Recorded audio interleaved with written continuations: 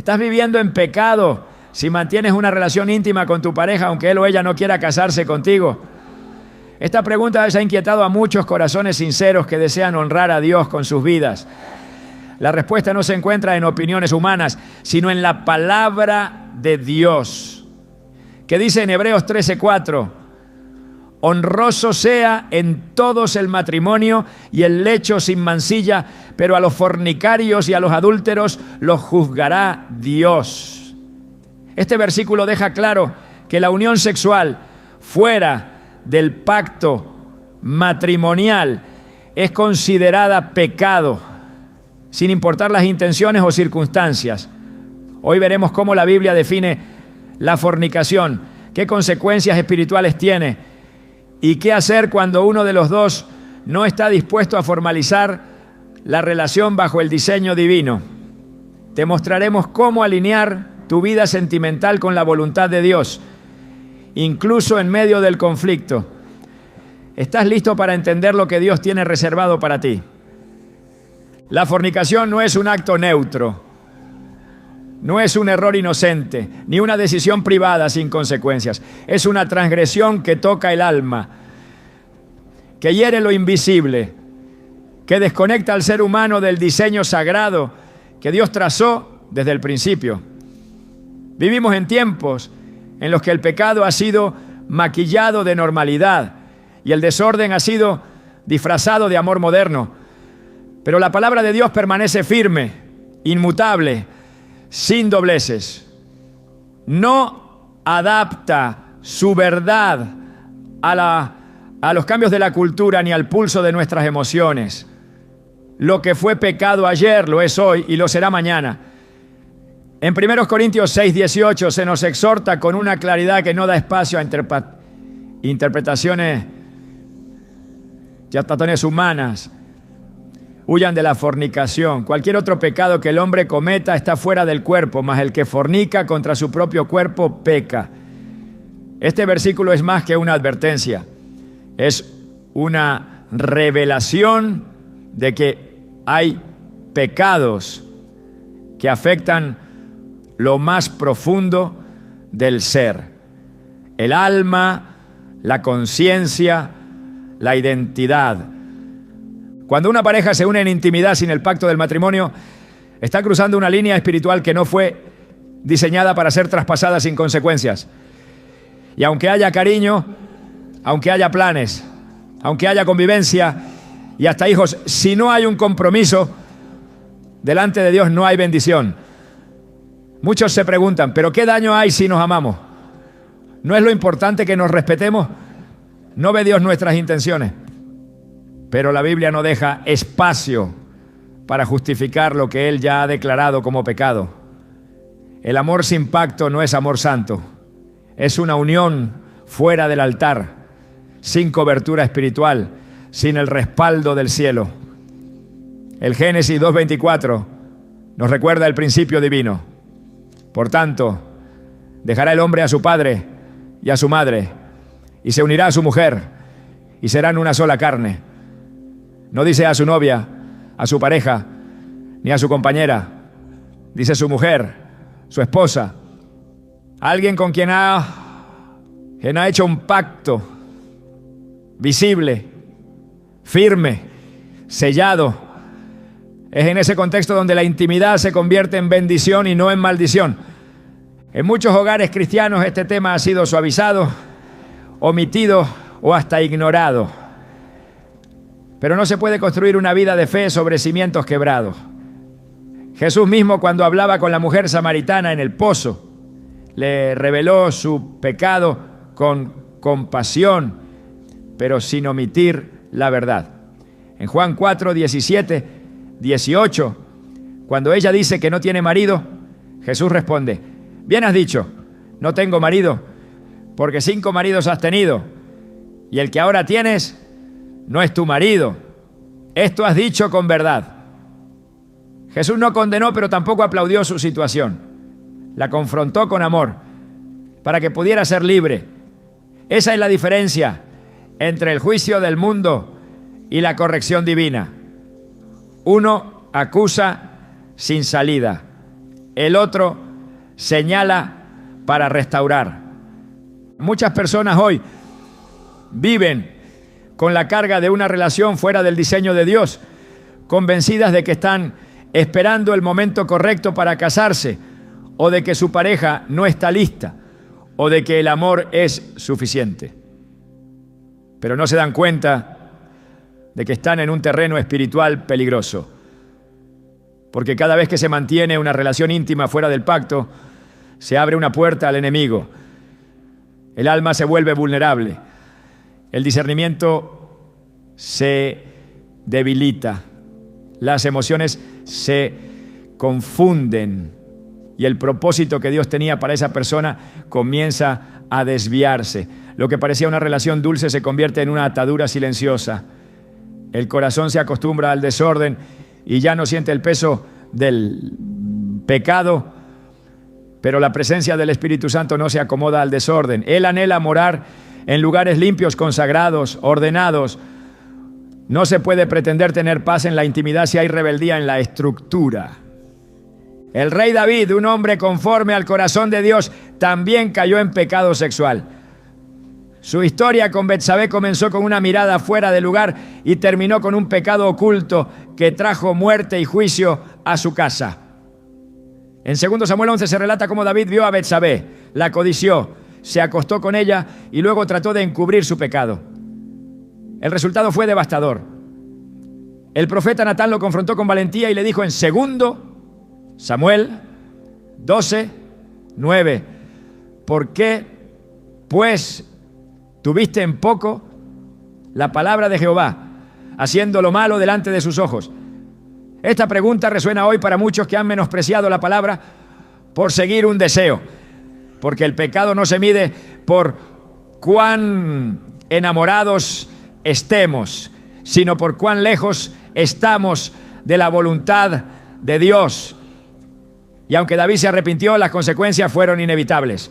El perdón no borra siempre las secuelas. Por eso Dios no quiere que lleguemos al arrepentimiento por dolor, sino por decisión.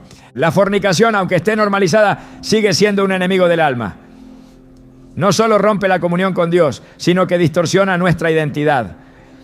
Nos hace creer que podemos vivir una vida cristiana plena mientras ignoramos principios básicos de santidad. Pero no se puede servir a dos señores. No se puede orar por bendición mientras se vive en transgresión. Dios es paciente, sí, pero también es justo. Y su palabra es fuego que purifica.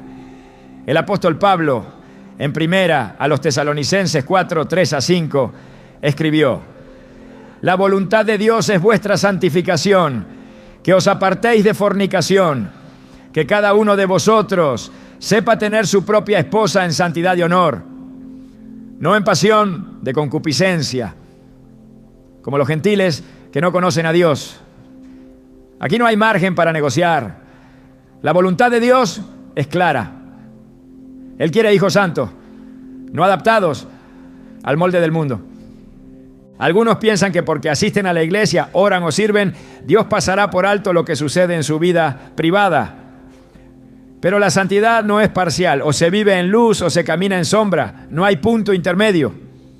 Jesús fue claro en Mateo 5, 8. Bienaventurados los de limpio corazón, porque ellos verán a Dios. ¿Cómo puede haber limpieza en el corazón cuando el cuerpo es entregado al pecado? ¿Cómo se puede oír la voz de Dios con claridad si el alma está dividida entre el deseo y la obediencia?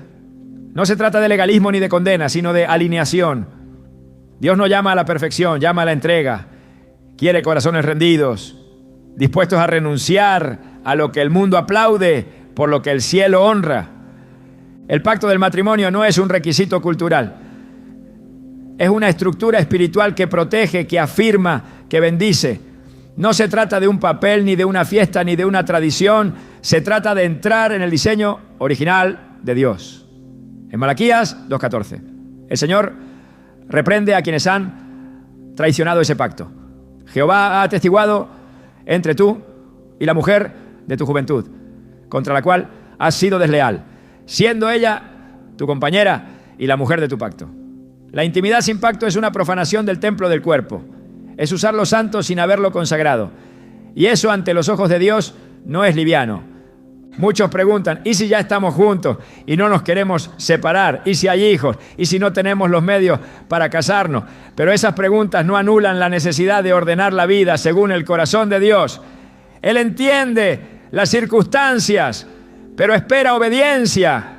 No siempre será fácil, no siempre será rápido, pero sí será necesario, porque hasta que no se coloque el altar, el fuego no puede descender. Hasta que no se haga el pacto, no puede haber plenitud. El Espíritu de Dios no puede llenar un vaso que no ha sido limpiado. Y una relación basada en la emoción, pero no en la obediencia, tarde o temprano se derrumba. Por eso la fornicación no puede ser vista como un detalle sin importancia. Es una señal de que algo en la vida aún no ha sido rendido completamente. Es un llamado urgente a revisar los fundamentos. Porque Dios no está interesado en noviazgos largos, sin propósito, ni en convivencias disfrazadas de amor cristiano. Él busca pactos. Y todo pacto comienza con renuncia. Renunciar al yo, al deseo, a la comodidad.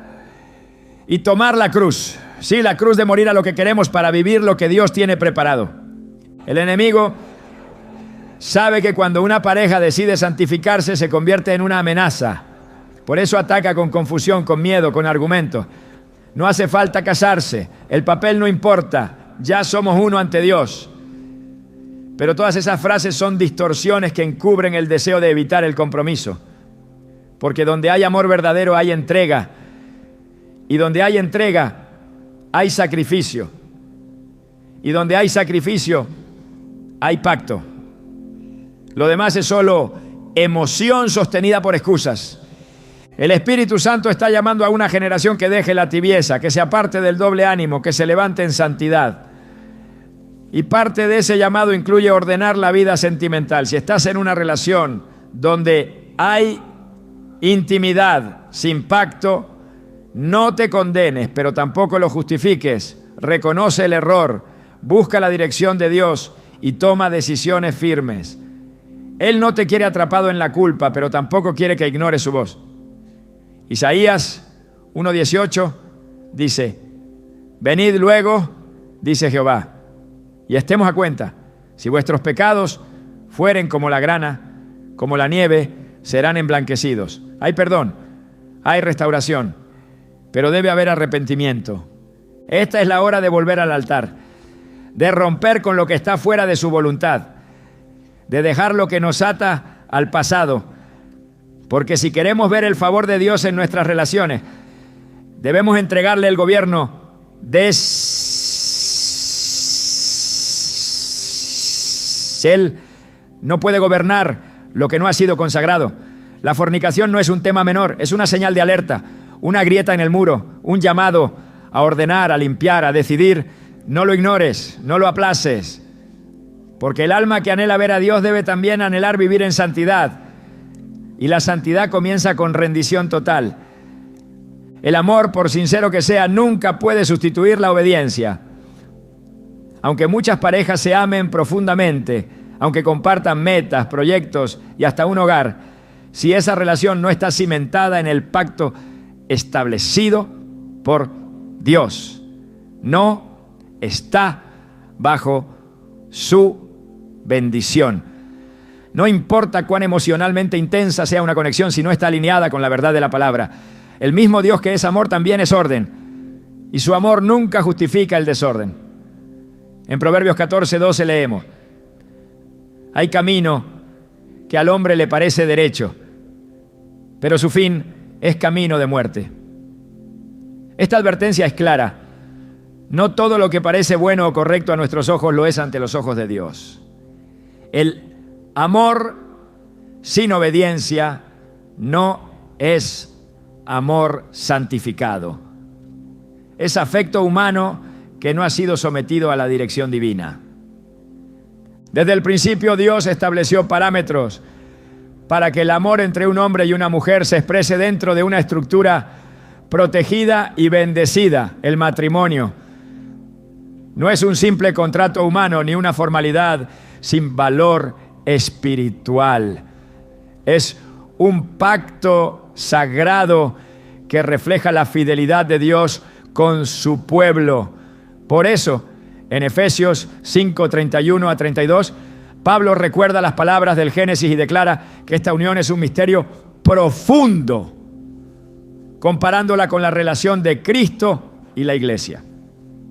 Esta comparación no es simbólica, es intencional. Así como Cristo no se une a su iglesia sin compromiso, así tampoco Dios aprueba una unión entre dos personas que desean vivir juntos sin hacer un pacto ante Él. Muchos justifican sus relaciones diciendo que están esperando el tiempo adecuado, que tienen buenas intenciones, que ya viven como si fueran esposos, que se respetan, que se aman. Pero el amor verdadero no se conforma con lo que agrada al corazón humano. Busca lo que agrada al corazón de Dios. Y lo que agrada a Dios no es la intención, sino la obediencia. El profeta Samuel lo dijo con contundencia cuando confrontó al rey Saúl en 1 Samuel 15:22. Se complace Jehová tanto en los holocaustos y víctimas como en que se obedezca a las palabras de Jehová. Ciertamente el obedecer es mejor que los sacrificios y el prestar atención que la grosura de los carneros. Saúl ofrecía sacrificios. Estaba convencido de que su intención era buena, pero Dios no aprobó su desobediencia, aunque estuviera revestida de religiosidad. Esa misma verdad se aplica a las relaciones que, aunque estén llenas de cariño, si están fuera del diseño de Dios, no pueden esperar su aprobación. No se trata de condenar el sentimiento, sino de señalar que el sentimiento no es el fundamento, porque los sentimientos cambian, se mueven, fluctúan con el tiempo, pero la palabra de Dios permanece para siempre. En Isaías 48 se afirma: sécase la hierba, marchítase la flor, mas la palabra del Dios nuestro permanece para siempre. Es esa palabra la que define lo que es lícito y lo que no. No lo define la costumbre, ni la opinión de otros, ni el consenso social. La verdad no es democrática, es eterna. La obediencia no siempre será lo más fácil ni lo más conveniente a corto plazo, pero sí es lo que abre las puertas de la bendición. El Salmo 1 describe al hombre que medita en la ley del Señor de día y de noche y lo llama bienaventurado. Como un árbol plantado junto a corrientes de aguas, que da su fruto en su tiempo y cuya hoja no cae. La bendición está ligada a la meditación en la palabra y a la obediencia a sus principios. Una relación puede parecer fructífera, estable, incluso feliz, pero si no ha sido plantada junto a las aguas de la obediencia, tarde o temprano su hoja se marchitará. El amor humano, sin el compromiso del pacto, es como una casa construida sobre la arena. Jesús habló de esto en Mateo 7:24 a 27, diciendo que el hombre prudente es el que edifica sobre la roca, oyendo y obedeciendo su palabra. Pero el insensato, aunque oiga, no obedece, y su casa cae cuando vienen los vientos. La imagen es poderosa. No se trata solo de oír la palabra, ni siquiera de conocerla o respetarla. Se trata de obedecerla, de edificar sobre lo que Dios aprueba. Cuando una relación se sostiene por años en la intimidad sin compromiso matrimonial, está edificándose sobre la arena. Todo puede parecer sólido mientras no haya tormenta. Pero las pruebas, las crisis, las tentaciones revelan lo que realmente sostiene una casa. Y lo único que sostiene una relación en el tiempo es el pacto. No podemos esperar la bendición de Dios sobre una relación que vive al margen de su voluntad. En Deuteronomio 28, Dios establece con claridad las bendiciones que siguen a la obediencia y las maldiciones que siguen a la desobediencia. No hay bendición automática sobre aquello que se mantiene fuera del orden divino. Aunque se ore, aunque se sirva en la iglesia, aunque se diga que se ama a Dios. La bendición no es un derecho adquirido por nuestras obras, es un resultado directo de nuestra obediencia. La promesa es para los que oyen y obedecen, no para los que oyen y justifican. En Apocalipsis 3:15 a 16, Jesús advierte a la iglesia de la Odisea: yo conozco tus obras, que ni eres frío ni caliente. Ojalá fuese frío o caliente. Pero por cuanto eres tibio y no frío ni caliente, te vomitaré de mi boca. Esta tibieza espiritual se refleja también en relaciones que no se definen, que no se consagran, que no se ordenan, que dicen amar a Dios, pero no quieren alinear su vida a su voluntad. La tibieza es el estado donde el alma ya no se siente incómoda con el desorden. Y ese estado es el que más peligra, porque la persona deja de discernir su condición real. Cree que está bien, cuando en realidad ha perdido el fervor por la santidad. Dios no rechaza a quien cae y se levanta con sinceridad, pero sí resiste al que insiste en sostenerse en lo que Él ya ha declarado como incorrecto.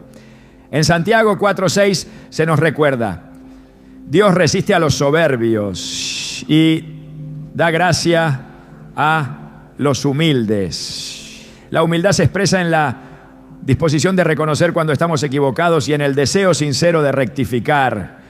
En una relación donde una de las partes se resiste al pacto matrimonial, pero desea mantener los beneficios de una vida conyugal, no hay humildad ante Dios, no, sino obstinación.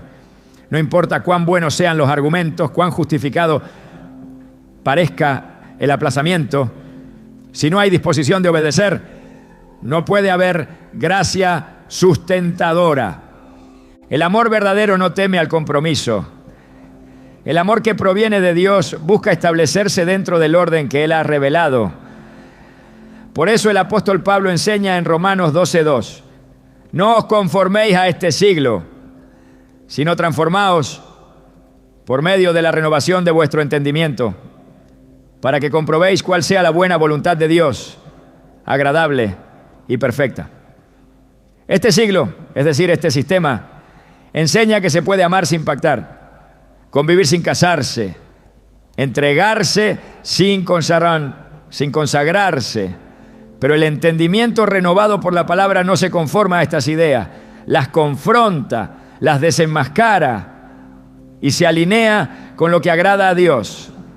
El compromiso no es solo una decisión humana, es una señal espiritual. Donde hay pacto, hay cobertura. Donde hay cobertura, hay protección. Donde hay protección, hay paz. Dios no puede cubrir con su manto lo que no ha sido entregado a su altar. Y el altar de la relación entre un hombre y una mujer se llama matrimonio. No importa cuántos años lleven juntos, ni cuántas bendiciones hayan experimentado en otras áreas. Si hay desobediencia en lo sentimental, esa desobediencia terminará afectando otras áreas. Porque Dios no divide su presencia. Él no bendice parcialmente. Él exige todo el corazón. Es tiempo de reconocer que vivir con alguien sin estar casados no es solo un asunto personal, es una declaración espiritual. Es declarar, aunque sea inconscientemente, que no se desea entrar en el pacto que Dios ha establecido. Es vivir bajo un patrón contrario al reino. Y ningún reino dividido contra sí mismo puede permanecer. Jesús lo dijo en Mateo 12:25. Si decimos pertenecer al reino de Dios, debemos vivir según las leyes de ese reino. Y en ese reino, la unión sexual sin pacto es pecado. No importa si todos lo hacen.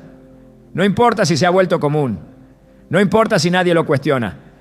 Lo que Dios ha establecido no cambia con la cultura. Obedecer a Dios implica renunciar a todo lo que le desagrada. Y eso incluye relaciones que, aunque tengan afecto, no están bajo su bendición. No se puede pedir que Dios prospere lo que se edifica fuera de su voluntad.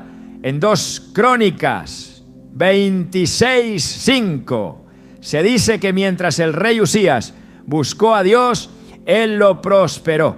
Pero tan pronto como se desvió, vino la ruina. Esta verdad sigue vigente. Prosperidad espiritual, emocional y relacional solo puede sostenerse donde hay obediencia. El alma que anhela agradar a Dios no se excusa, se rinde, no negocia, se somete, no espera a que todo sea perfecto, sino que da pasos de fe, confiando en que Dios proveerá los recursos, el tiempo y la guía. La obediencia abre puertas que el esfuerzo humano nunca podrá abrir. Pero mientras una relación se mantenga fuera del pacto, ninguna puerta espiritual legítima podrá sostenerse abierta. Por eso, esta parte del mensaje no es solo una advertencia, sino un clamor a volver al orden de Dios, a decidir entre lo que sentimos y lo que Dios ha mandado, a reconocer que el amor humano, por profundo que sea, no puede sustituir el mandato divino, porque solo cuando hay obediencia hay respaldo, solo cuando hay pacto hay gloria, y solo cuando hay santidad hay plenitud. Cuando una persona se rehúsa a dar el paso del compromiso matrimonial, especialmente después de haber establecido una relación íntima, esa decisión puede ser una manifestación directa de una resistencia más profunda. Una resistencia al diseño divino, al pacto y al gobierno de Dios. No se trata simplemente de miedo, indecisión o falta de recursos. Muchas veces es un reflejo del corazón que aún no ha sido quebrantado ni sometido a la autoridad espiritual que Dios establece en su palabra. Porque el matrimonio no es una invención humana, es una institución creada por Dios desde el principio como expresión de orden, fidelidad y propósito. La negativa a entrar en ese pacto cuando ya se está disfrutando de los beneficios de una vida conyugal evidencia una desconexión entre lo que se profesa creer y lo que realmente se está dispuesto a obedecer. En Hebreos 13:4 se establece de forma clara y sin ambigüedades: honroso sea en todos el matrimonio y el lecho sin mancilla, pero a los fornicarios y a los adúlteros los juzgará Dios. Esta declaración revela que el matrimonio no solo es honroso ante los hombres, sino ante Dios mismo. Es su voluntad que las relaciones íntimas sean desarrolladas dentro del pacto matrimonial. La resistencia a entrar en ese pacto, cuando se ha construido ya una unión emocional y física, puede señalar un rechazo silencioso a ese mandato divino. No se trata de falta de amor, sino de falta de sujeción al orden que Dios ha establecido. Y donde no hay sujeción, no puede haber gobierno espiritual. Cuando Adán vio por primera vez a Eva, su declaración fue inmediata y absoluta: esto es ahora hueso de mis huesos y carne de mi carne. Génesis 2:23. Esa expresión no fue simplemente poética, fue una proclamación de pertenencia, de alianza, de entrega. Acto seguido, Dios mismo estableció el principio del matrimonio. Por tanto, dejará el hombre a su padre y a su madre y se unirá a su mujer y serán una sola carne. Ese fue el patrón divino desde el inicio. No se introdujo con la ley mosaica, ni fue una costumbre cultural posterior. Fue parte del diseño original. Resistirse a ese diseño, aún inconscientemente, es resistirse al fundamento que Dios plantó antes de que existiera el pecado. La razón por la cual Dios toma tan en serio el matrimonio no es simplemente moral, es espiritual. El matrimonio simboliza la relación de Cristo con su iglesia, una relación basada en fidelidad, pacto y sacrificio. En Efesios 5:25-27, Pablo escribe: maridos, amad a vuestras mujeres, así como Cristo amó a la iglesia y se entregó a sí mismo por ella, a fin de presentársela a sí mismo, una iglesia gloriosa, que no tuviese mancha, ni arruga, ni cosa semejante. Esta comparación no es secundaria. El compromiso de un esposo con su esposa es una imagen viva del compromiso de Cristo con su pueblo. Negarse a esa estructura mientras se mantiene una relación distorsiona esa imagen y debilita la representación del reino en la vida cotidiana. La resistencia al matrimonio puede adoptar múltiples formas. Puede parecer una postura racional, una preferencia personal o incluso una búsqueda de estabilidad previa. Pero cuando se examina a la luz de la Escritura, esas razones se disuelven ante la claridad de lo que Dios demanda. Porque la obediencia no espera condiciones ideales, no depende de la madurez emocional perfecta, ni de la situación financiera óptima. La obediencia es una respuesta al llamado divino. En Deuteronomio 10:12, el Señor pregunta: ahora pues, Israel, ¿qué pide Jehová tu Dios de ti? Sino que temas a Jehová tu Dios, que andes en todos sus caminos, y que lo ames y sirvas a Jehová tu Dios con todo tu corazón y con toda tu alma. Andar en sus caminos implica aceptar y vivir dentro de las estructuras que Él ha delineado. Cuando una persona rechaza el compromiso del matrimonio, pero acepta la intimidad, está viviendo una contradicción espiritual. Está diciendo, sin palabras, ¿no?, que desea la bendición sin obediencia, la cercanía sin pacto, el gozo sin responsabilidad. Y Dios no puede ser parte de esa estructura, porque donde hay rebelión, Él no habita. En el primer libro de Samuel, capítulo 15, versículo 23, se establece una verdad contundente. Porque como pecado de adivinación es la rebelión, y como ídolos e idolatría, la obstinación. Resistirse a lo que Dios ha ordenado no es una simple opinión contraria. Es una forma de idolatría, una exaltación de la voluntad personal por encima de la divina. La estructura del matrimonio no es una carga, es una cobertura. Es la expresión de que dos personas han decidido entrar en un diseño donde Dios es el centro, el juez y el testigo. Malaquías 2:14 afirma que Dios es testigo entre el hombre y la mujer de su pacto. Él no es un espectador pasivo, sino el garante del vínculo. Por eso, cuando ese pacto no existe, no hay cobertura espiritual sobre la relación. Puede haber afecto, pueden haber sueños en común, pero no hay escudo. El enemigo sabe que donde no hay pacto, hay vulnerabilidad. Y por esa grieta entran el desgaste, la confusión, el pecado y en muchos casos la destrucción de lo que parecía fuerte. Negarse a casarse puede además reflejar una dependencia del propio juicio más que de la guía de Dios. Puede ser una señal de que no se ha rendido el control total de la vida afectiva.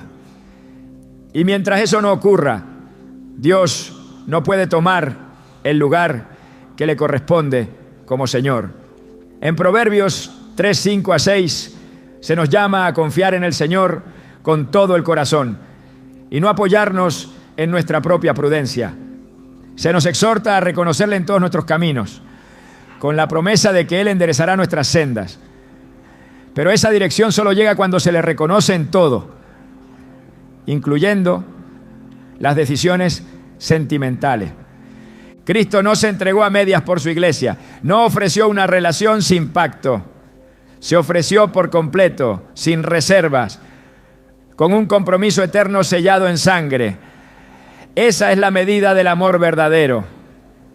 Por eso, cuando una persona dice que ama pero no quiere pactar, ese amor necesita ser examinado a la luz del ejemplo.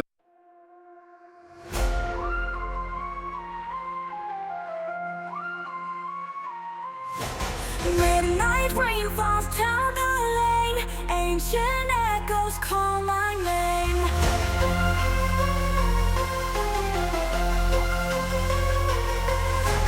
Drums of thunder off the wall, echoes deep inside the hall. Time-worn warriors reignite, born of darkness.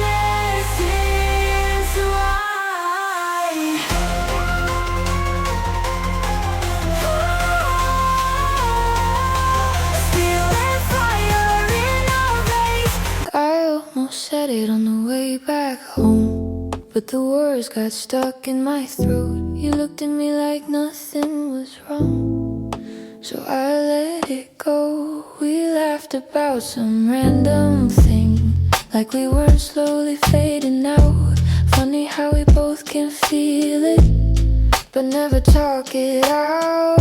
It's always easier pretending than watching something end. We keep the peace in silence, like it's a better friend. I almost said it, but I didn't. Now it's hanging in the air. We act like nothing's different, but it's everywhere. I almost said it.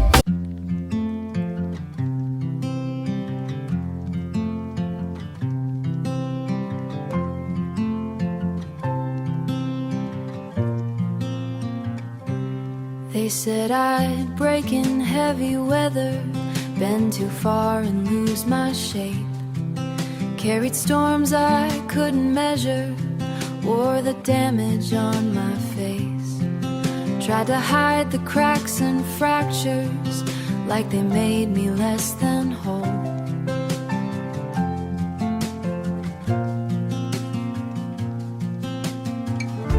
But every line just traced the map of everywhere I've grown. I was waiting for a rest.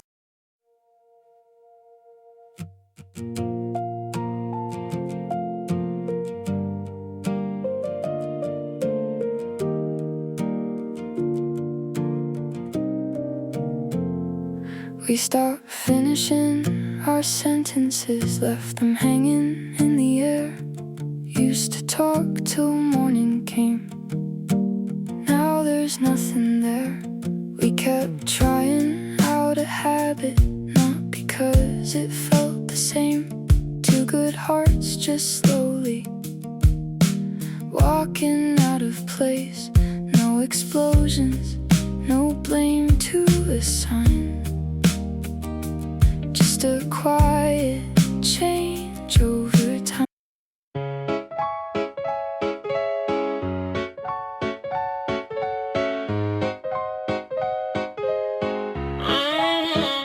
I wake up tired before the day starts. Coffee cold, same loop, restart. Everybody moving like they got a map. I'm just trying not to collapse. Notifications feel like pressure, even silence got weight now. Smiling just to look better while I'm falling through the crowd. They say you're doing fine, just keep it up, but they don't see what it costs. If this is what it takes to win, I think I'm already lost. I got a burnout halo, glowing under broken sleep.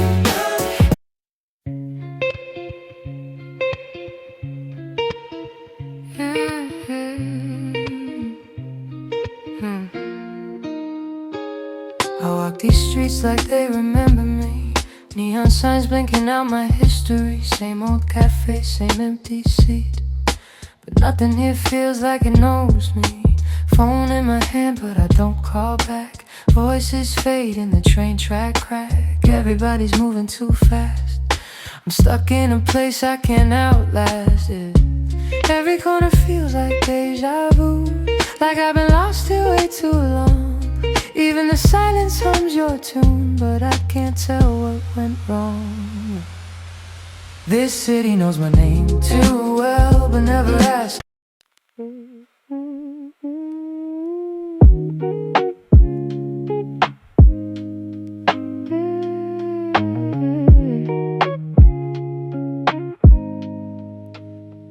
I was broke with a dream in the ballroom. Now I'm paid, but I barely got space to move. Numbers climbing like they got a life of their own. Funny how it feels quieter when you're known. Used to pray for a check just to pay my dues. Now I'm checking my soul, got less to lose. Every dollar got a story I can't erase. Every win got a shadow I gotta face. I bought time, but I sold my nights. Chased the glow, now I miss the light. What's the worth if I lose my name in the balance sheet again? What's the cost? You want a house with quiet mornings, Out on that porch, an open sky. We talk like we're still alive, but I see it drifting in your eyes. Same love, different direction. Same truth, different design. We hold on out of connection, but we're not on the same line. Nobody's wrong, nobody's lying. Just two hearts not syncing right. We'll have to cover the timing of saying goodbye tonight. We're going in different directions. Your sunrise hits while I'm still awake. Different clocks, same ache. I trace your name on a fogged up screen, like it might close the space between. Late night calls with a fragile line. Your laugh arrives just out of time. We talk like we're in the same room still. Even silence feels too real. Every mile says not enough, but my heart don't count like that. Love flies farther than the miles, through the dark, across the time. Every second draws the line. Back to you, back to you. Even worlds we can't align. I post a pic like I'm alright. Perfect light, perfect fake smile, but my room still feels too quiet. When the screen goes black at night, people say I look so fine, like they know what's on my mind. Double tap, don't read between lines. It's just noise to pass the time. I laugh in stories, not in real life. Feels easier to pretend. If I disappear for a while, would anybody even notice then? I got an offline smile that nobody sees but me. Online I look so alive, but that's not who I really be. I'm scrolling. You still ask me how I slept last night. Still leave tea by the counter light, but something in your voice feels far, even when you're standing right by. We talk about the weather first, like we forgot how hearts converse. Every word is soft and careful, like we're scared to make it worse. No fight, no storm, no breaking glass, just silence growing thick so fast. Two people learning how to stay while slowly drifting away. We're quietly falling apart.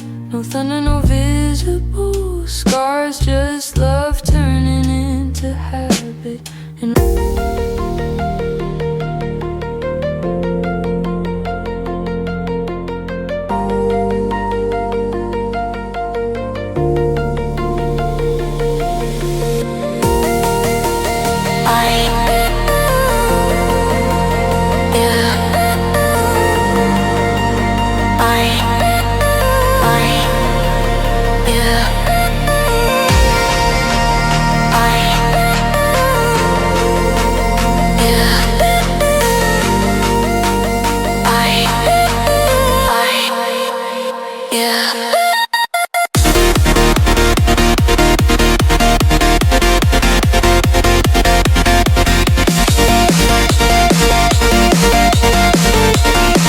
de Cristo.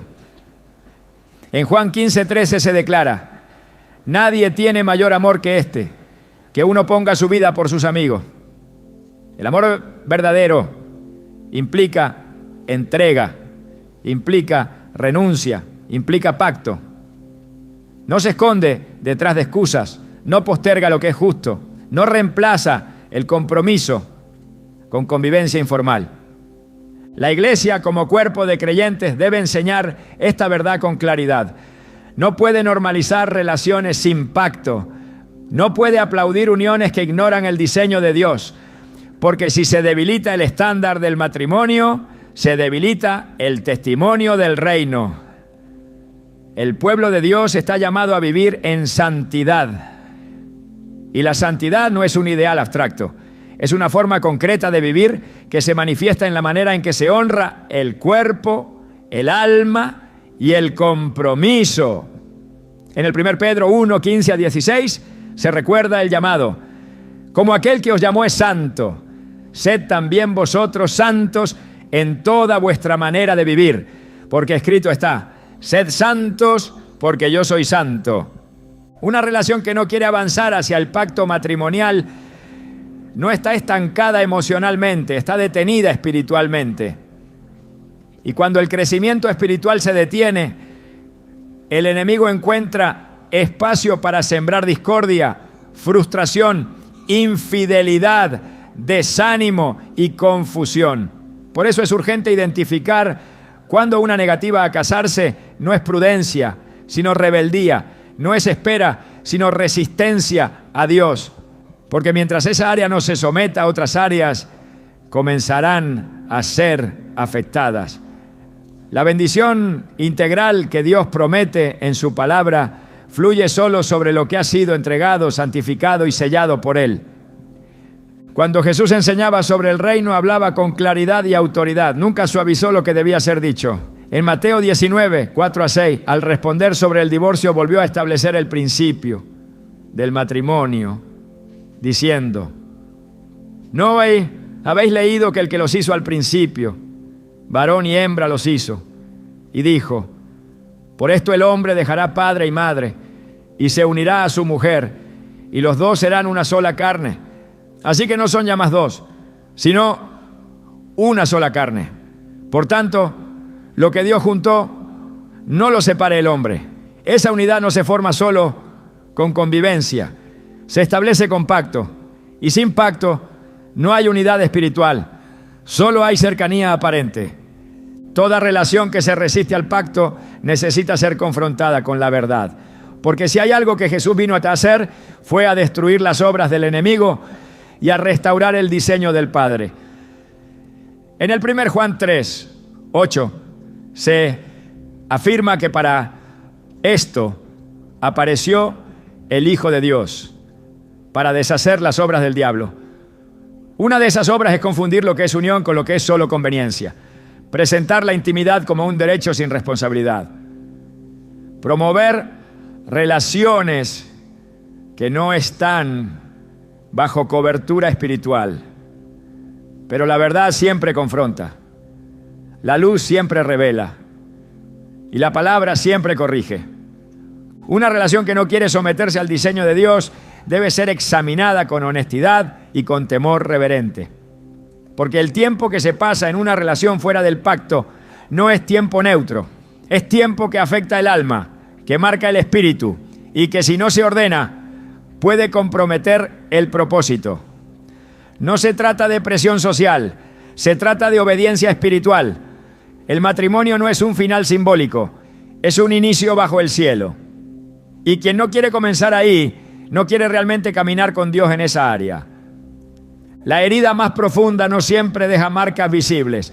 Hay dolores que no se localizan con los ojos, pero que afectan cada área de la existencia. Así ocurre con la fornicación. Puede parecer una decisión emocional o una expresión de cariño, pero en la dimensión espiritual es una transgresión que deja consecuencias internas. Su impacto no se detiene en lo físico. Afecta la mente, el corazón, el discernimiento, la paz interior y la capacidad de relacionarse correctamente con Dios. Es un pecado que fragmenta, que desgasta, que enlaza el alma a la confusión, aunque el cuerpo se sienta satisfecho por un momento. Por eso el apóstol Pablo no escribió al azar cuando advirtió que el pecado sexual es distinto de los demás. En 1 Corintios 6, 18 se revela una verdad que sacude la conciencia. El que fornica contra su propio cuerpo peca. No dice que peca solamente contra Dios, dice que se daña a sí mismo. Es un acto que atenta contra lo que uno es. Ese daño no se limita al cuerpo. El cuerpo es apenas la superficie. Es en el alma donde quedan impresas las secuelas más duraderas. En la confusión emocional, en el apego no sano, en la falta de paz interior, en la dificultad para oír con claridad la voz de Dios. Cada vez que se entrega el cuerpo sin haber hecho un pacto ante Dios, se entrega también una parte del alma. Y esa entrega se convierte en una carga cuando no está dentro del orden espiritual. Porque la unión íntima no es solo una acción física, es una conexión de espíritu. Lo enseña la Escritura en 1 Corintios 6:16. ¿No sabéis que el que se une con una ramera es un cuerpo con ella? Porque dice, los dos serán una sola carne. El principio permanece, aunque el contexto cambie. Cada vez que hay unión sexual fuera del matrimonio, hay una fusión de almas que no fue autorizada por Dios. Y donde no hay autorización divina, hay contaminación espiritual.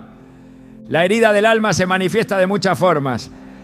En la incapacidad de soltar una relación, aunque se reconozca que está mal. En el desánimo espiritual persistente. En la pérdida de hambre por la palabra.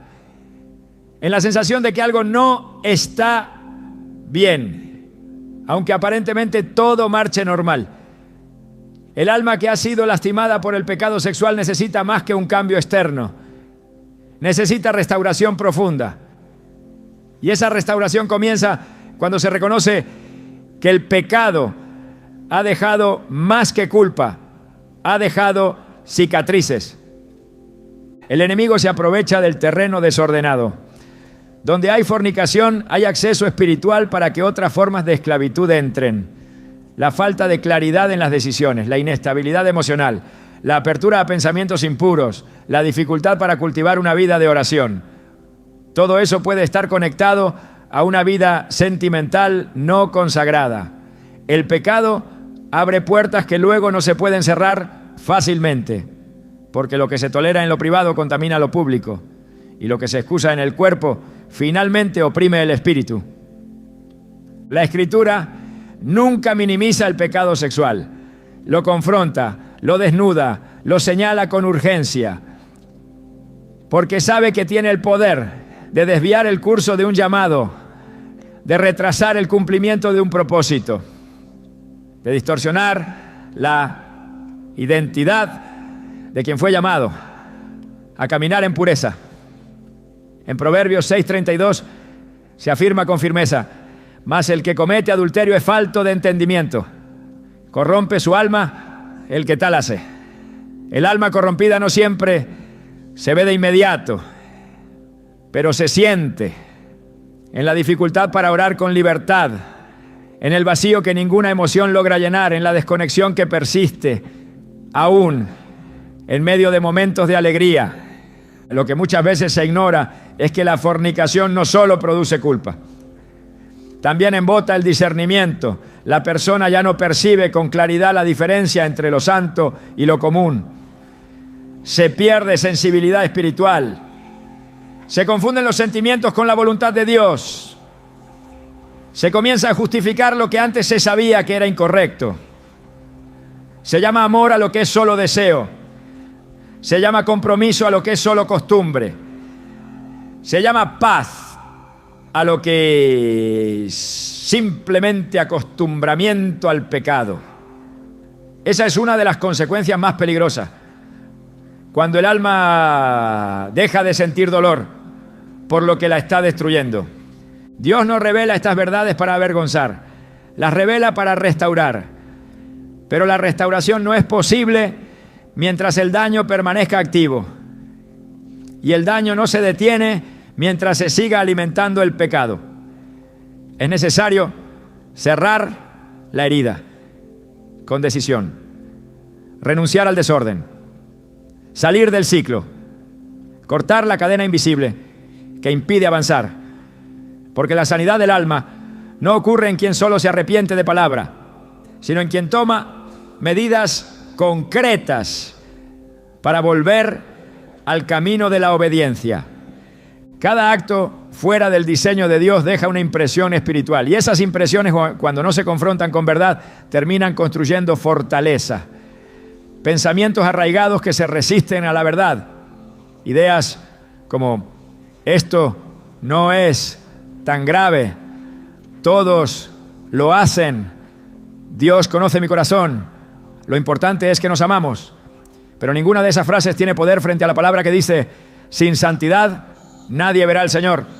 Hebreos 12:14. El alma no necesita excusas, necesita pureza, necesita liberación, necesita que la verdad la sacuda y la limpie. La restauración del alma comienza con la confesión, pero se concreta con la decisión de romper con el pecado, de cerrar puertas, de cambiar el rumbo. No basta con sentir dolor por lo hecho, es necesario caminar en dirección contraria. Dios no desprecia al que se arrepiente, pero no transforma al que no obedece. Y el alma que ha sido herida por la fornicación no sanará hasta que se rompa todo lazo que la mantenga conectada a lo que la daña. El Señor desea traer pureza al corazón, claridad al pensamiento, estabilidad emocional, plenitud espiritual. Pero eso no se recibe mientras se sostiene una vida que lo contradice. Porque el alma es como un templo. Y un templo no puede ser compartido entre lo santo y lo profano. No puede haber paz en un lugar donde hay mezcla. Dios habita en la santidad. Y donde Él habita, el alma es libre. Obedecer a Dios no siempre es cómodo. No siempre se siente placentero ni se comprende con facilidad. En ocasiones lo que Él demanda parece contrario a lo que el corazón anhela o a lo que la razón considera sensato. Pero su voluntad permanece inmutable, buena, perfecta y agradable, aunque en el momento duela obedecerla. Ese es el misterio del reino. Muchas veces el camino a la verdadera paz está cubierto de decisiones difíciles. Y en asuntos del alma, especialmente en relaciones que involucran el cuerpo y los afectos, obedecer suele significar renunciar a lo que más se desea. Sin embargo, es precisamente en ese punto de tensión donde se define quién gobierna el corazón. Porque quien decide someterse a la voluntad de Dios, aunque le cueste, experimenta una dimensión de libertad que solo se conoce después de la renuncia. Romanos 12:2 revela el proceso que transforma al creyente. No os conforméis a este siglo, sino transformaos por medio de la renovación de vuestro entendimiento, para que comprobéis cuál sea la buena voluntad de Dios, agradable y perfecta. Esa voluntad no es una opción entre muchas. Es el único camino que conduce a la plenitud espiritual. No se descubre desde la comodidad, sino desde la entrega. No se saborea desde la tibieza, sino desde el altar. Cada paso fuera de esa voluntad puede parecer un atajo, pero en realidad es una desviación que aleja el alma de su propósito. Cuando una relación sentimental ha crecido fuera del pacto divino, la decisión de obedecer a Dios puede implicar poner límites, tomar distancia o incluso separarse.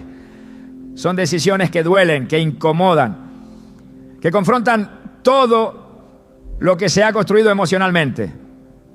Pero obedecer no es hacerlo fácil, sino lo correcto. En Deuteronomio 30, 19 a 20, el Señor pone delante del pueblo la vida y la muerte, la bendición y la maldición, y les exhorta: escoge pues la vida para que vivas tú y tu descendencia. Obedecer es escoger la vida, es decidir creer que lo que Dios ordena es mejor, incluso cuando contradice el deseo inmediato del corazón. La cruz no es solo un símbolo de salvación, es también una ruta de obediencia. Jesús lo dejó claro cuando dijo: si alguno quiere venir en pos de mí, niéguese a sí mismo, tome su cruz cada día y sígame. Lucas 9:23. Negarse a uno mismo implica renunciar a deseos que parecen legítimos, pero que no han sido santificados. Tomar la cruz no es solo soportar pruebas, es también obedecer cuando todo dentro de uno clama por evitar el dolor de la renuncia. Seguir a Cristo significa confiar en que lo que Él ha preparado es mejor, aunque el proceso para llegar allí implique lágrimas. El alma no se fortalece en la comodidad, sino en la obediencia. Y muchas veces esa obediencia se prueba precisamente en el área sentimental. Cuando se elige esperar el tiempo de Dios en lugar de forzar una relación. Cuando se opta por cortar lo que no honra al Señor. Cuando se decide caminar en pureza, aunque el cuerpo insista en lo contrario. Esas decisiones no solo revelan madurez espiritual, sino que abren el camino a una paz que sobrepasa todo entendimiento. En Filipenses 4:7 se declara: y la paz de Dios, que sobrepasa todo entendimiento, guardará vuestros corazones y vuestros pensamientos en Cristo Jesús. Esa paz es el sello que Dios coloca sobre el alma obediente. El proceso de obedecer puede ser solitario, puede implicar incomprensión, rechazo, lágrima, pero no termina en vacío, termina en plenitud, porque el Dios que pide obediencia no lo hace para empobrecer, sino para preservar. No lo hace para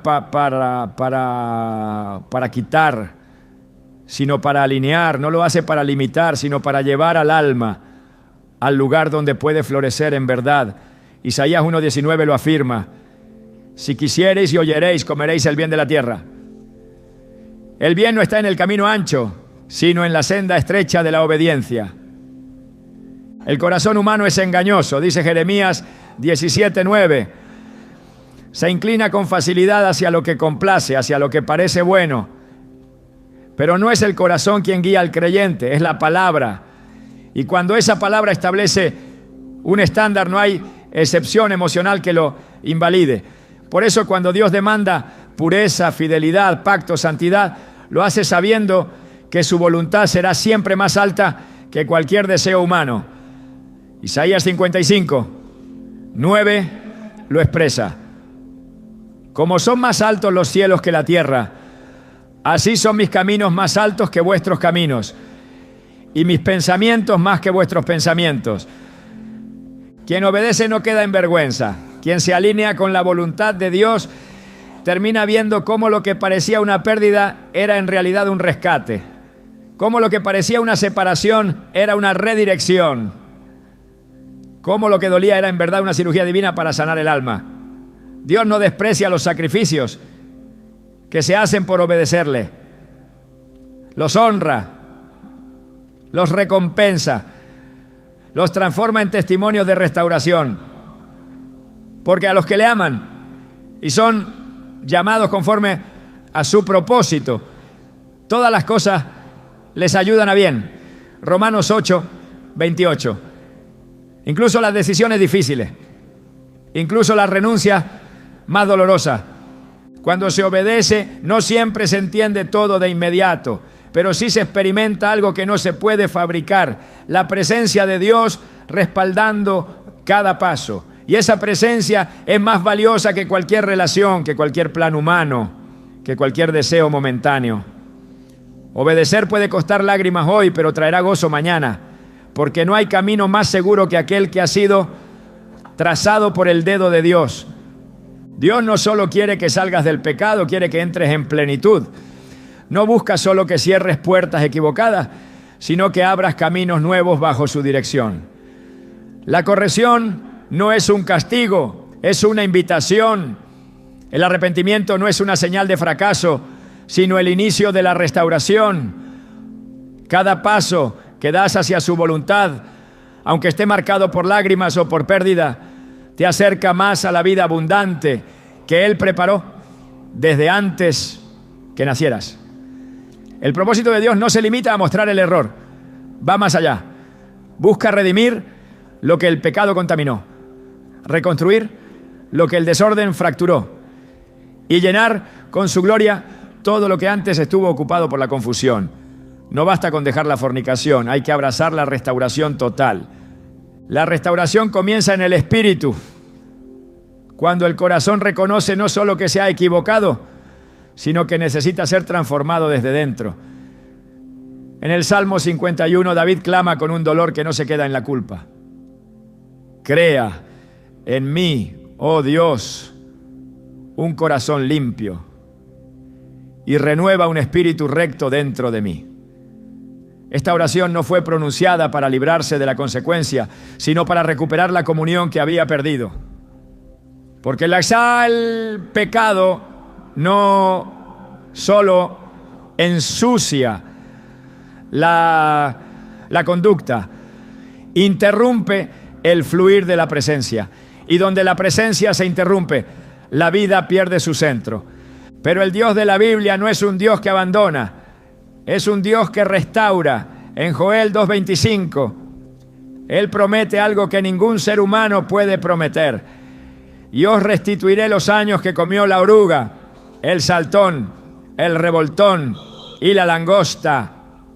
Esa restitución no es simbólica, es una restauración profunda, específica, integral. No se trata solo de que las emociones se sanen, sino de que el propósito original se reactive. Porque el pecado detiene procesos, pero la gracia reinicia caminos. No para volver al punto de partida, sino para alcanzar lo que parecía perdido. Cuando se habla de restauración, no se trata únicamente de recibir consuelo. Se trata de entrar en la verdadera identidad que Dios estableció. Porque una vida sexual desordenada, una relación sin pacto, una decisión fuera de la voluntad de Dios, no solo afecta en el presente, afecta en la visión. El alma que camina en desorden deja de soñar con claridad, se conforma con menos, se acostumbra al caos, se resigna a lo que parece estable aunque esté roto por dentro. Pero cuando el Espíritu de Dios irrumpe en ese estado, no solo sacude la conciencia, también levanta lo que estaba dormido, hace que el alma vuelva a ver, que el corazón vuelva a creer, que el Espíritu vuelva a arder.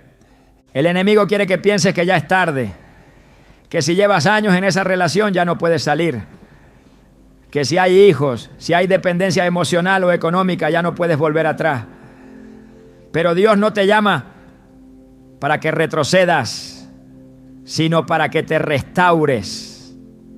El Evangelio no es un mensaje de condenación, sino una proclamación de esperanza.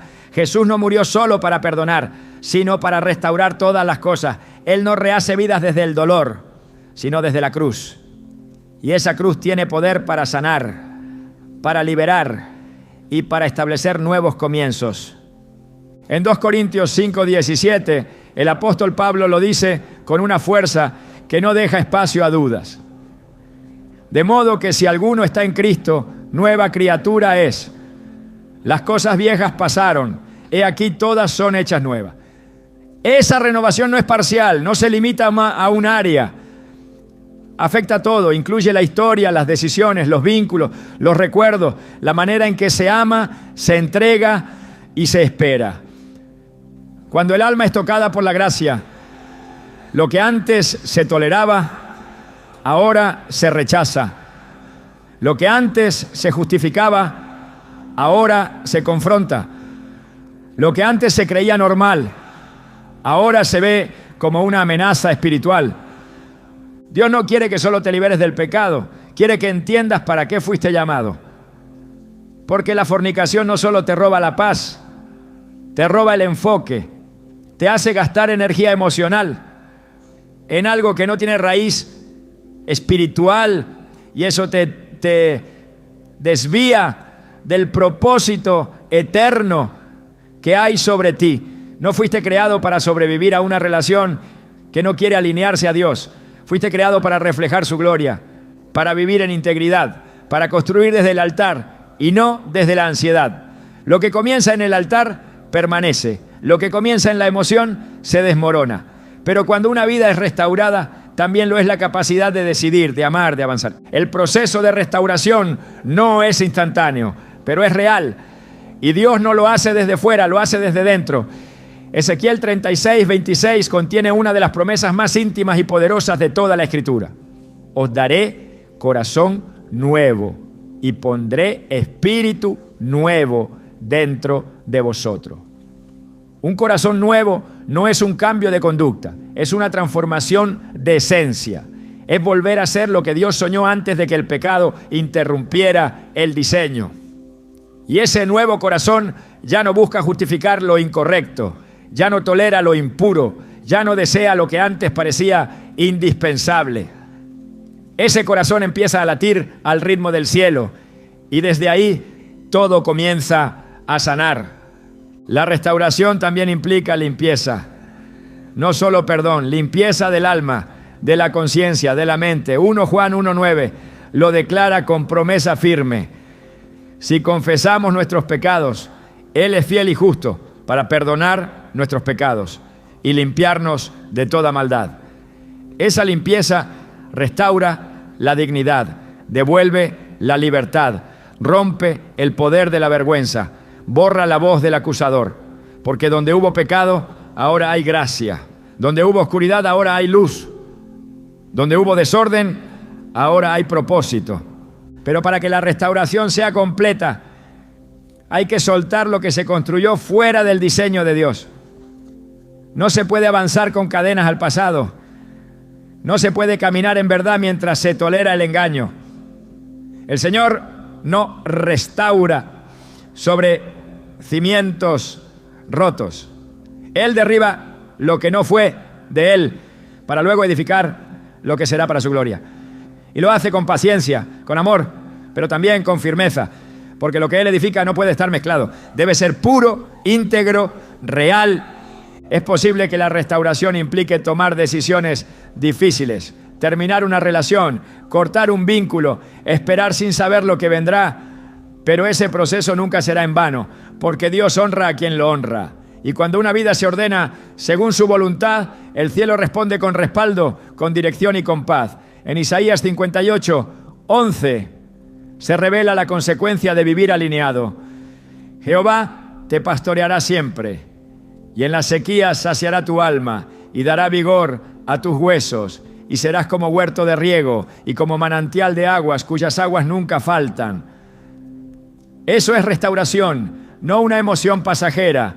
Es un estado permanente de comunión y propósito. Todo lo que se entrega a Dios, Él lo transforma. Y lo hace no solo para ti, sino para que seas testimonio para otro. Porque una vida restaurada no guarda silencio. Da fruto, irradia libertad. Anuncia lo que Dios puede hacer cuando alguien se rinde por completo. Y eso comienza cuando se decide dejar el pecado. No por miedo, sino por amor. No por obligación, sino por revelación. No por presión externa, sino por un clamor interno que grita: Señor, ya no quiero seguir igual. No estás llamado a vivir a media. No fuiste diseñado para conformarte con relaciones sin pacto, sin dirección, sin cobertura. Estás llamado a caminar en pureza, en autoridad, en plenitud. Y todo eso comienza con un paso. El paso de rendirte completamente, de dejar atrás lo que te ata, de decirle sí al Dios que no quiere solo corregirte, sino restaurarte desde lo más profundo. Dios no te confronta para herirte, te confronta para redirigirte. La pregunta que quizás marcó el inicio de este mensaje: ¿estoy en pecado si mi pareja no se quiere casar conmigo? No encuentra su respuesta final en un simple sí o no. Encuentra su respuesta en la luz, porque donde hay luz, todo se hace evidente. Y cuando la verdad alumbra una relación, ya no hay excusas, ya no hay confusión, ya no hay medias respuestas. Solo queda la decisión de caminar a la altura del llamado. Porque no se trata solo de si estás o no en pecado. Se trata de si estás dispuesto a vivir conforme a la verdad, aunque eso implique desarmar todo lo que edificaste sin dirección divina.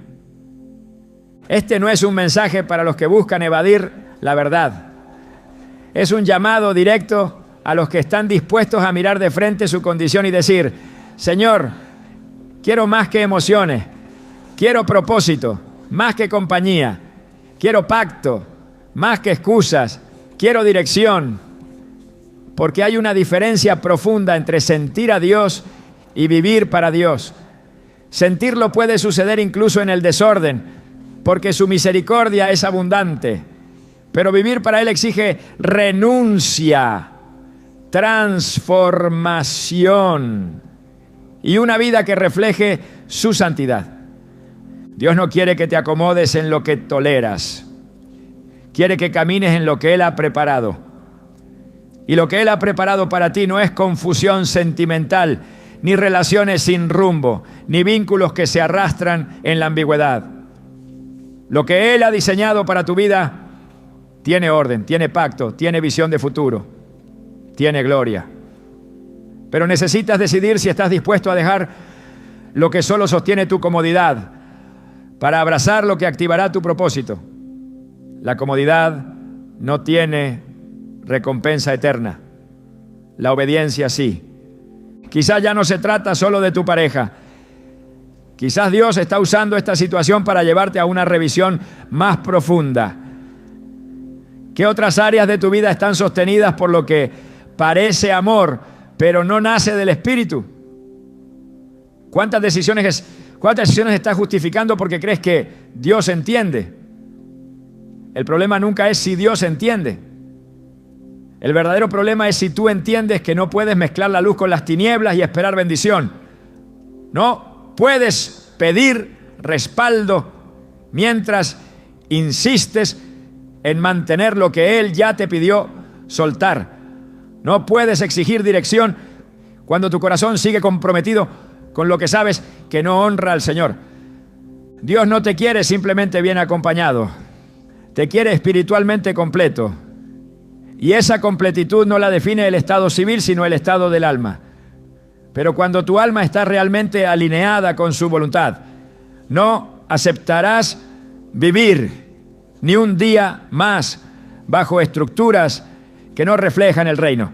Buscarás el pacto, anhelarás el orden, rechazarás la tibieza, porque donde hay fuego del cielo no se tolera el pecado con argumento. Se quema todo lo que impide que la gloria de Dios repose sobre tu casa. Lo que construyas hoy será el suelo espiritual de tu mañana. Si edificas sobre excusas, mañana tendrás ruina. Si edificas sobre obediencia, mañana verás fruto. Hoy es el día de definir no si amas a esa persona, sino si amas a Dios lo suficiente como para someter todo, incluido tu amor humano, a su señorío. Porque solo cuando entregas eso que más te cuesta, Dios lo transforma en testimonio. Y lo que hoy parece pérdida, mañana será la evidencia de que escogiste la vida. El tiempo de Dios no es mañana, es ahora. Y no hay excusa que pueda resistir el llamado que Él te hace hoy. Deja lo ambiguo, lo tibio, lo fácil, lo cultural. Abraza el reino, vive en el pacto, decide con firmeza. Y nunca más te conformes con menos de lo que fuiste creado para vivir. Dios no te está alejando del amor, te está guiando hacia el verdadero.